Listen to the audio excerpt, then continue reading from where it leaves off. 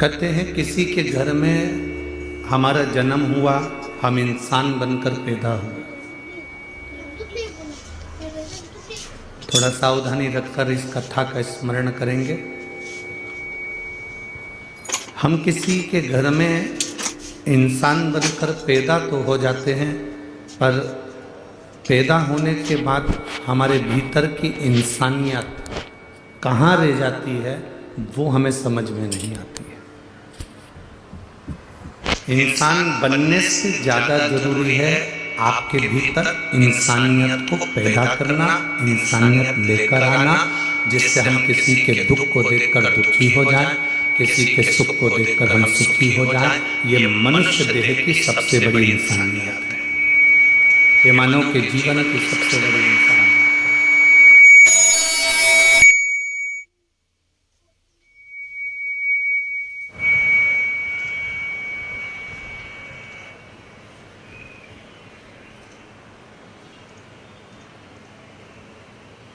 इंसान बनकर जन्म जरूर लिए, थोड़ा सा बेल डालो तो वो सीटी कम मारेगा।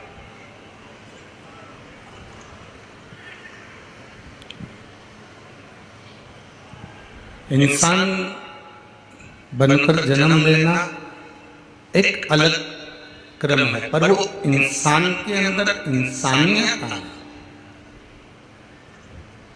वो मूल है।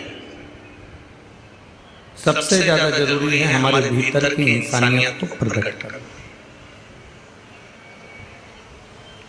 भगवान राम, भगवान शिव का भजन करते करते करते करते संपूर्ण 14 वर्ष तक वन में विचरण करते रहे, वन में भ्रमण करते रहे।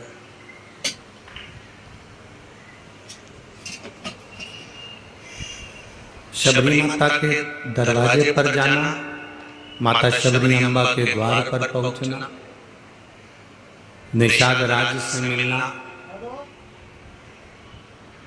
सुग्रीव से मिलना, बाली से मिलना, संपूर्ण वन क्षेत्र में किसी सेठ के घर पर या किसी धनपति के घर पर या किसी अन्य के घर पर भगवान एक बार भी नहीं गए। गए तो शबरी अम्बा के दरवाजे पर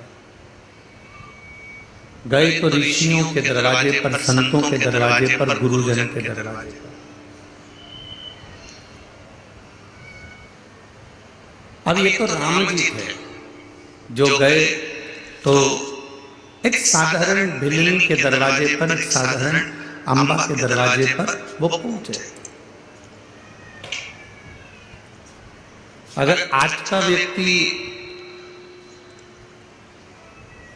कहीं जाता है तो सबसे पहले ये देखता है कि वो हम जहाँ कथा में जा रहे हैं, हम जिस स्थान पर जा रहे हैं, हम जिस जगह पर जा रहे हैं, हम जिस गांव में जा रहे हैं, वहाँ का सबसे वीआईपी व्यक्ति कौन सा है, वहाँ का सबसे अच्छा व्यक्ति कौन सा है, वहाँ का सबसे जोरदार धनपति, सत्तापति, वैभवपति व्यक्ति कौन सा। कारण क्योंकि हम उसको ढूंढ रहे हैं कि हम वहाँ जाएंगे तो अच्छे घर में हमारा रहना हो जाए, अच्छे घर में हम रुकें, अच्छी जगह पर हमारा रुकना हो, अच्छा भोजन हमको प्राप्त हो, अच्छी चीजें हमको प्राप्त हो।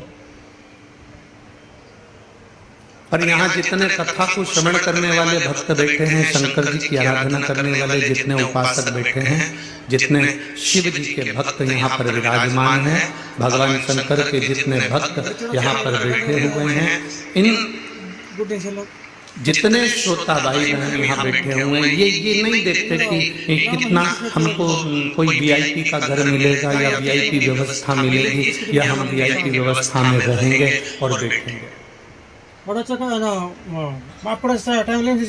यहाँ पंडाल में जितने बैठे हैं ना, हम तो 40 गांव वालों से कहेंगे, अगर दिन में तुमको लगता है कि बहुत भीड़ है, हम कैसे कथा में जाएं, तो हमारे पर अपने 40 गांव में जो कुंभ भराया है इसका दर्शन करने जरूरी है। तुम दिन में नहीं जा सकते तो रात में जाकर दर्शन करो।